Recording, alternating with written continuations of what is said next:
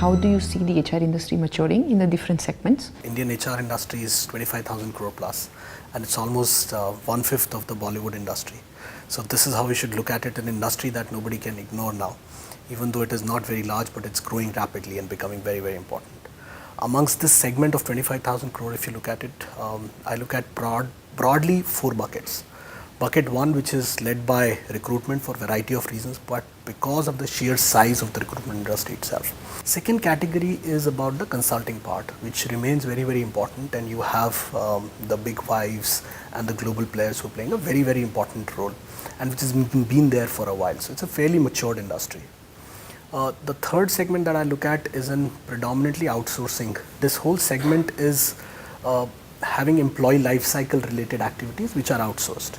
And fourth part that I'll pick up from the prominence perspective is the technology. These are 4 buckets where maximum spend of the client community or the corporations goes and constitutes the large part of the vendor community.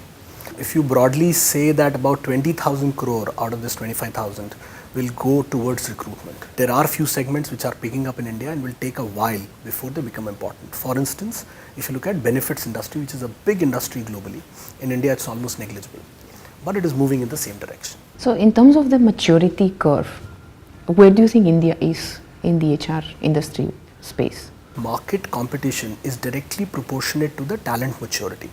So as market competition heated up in India, the talent maturity or talent processes or service providers also started maturing.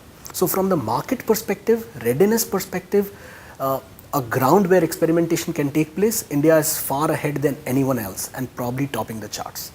But when it comes to depth and innovations, India has a long way to catch up. The investment that Indian community from human resources, be it from the corporate side or the vendor community, is not to that level that US is making. That's how I see it.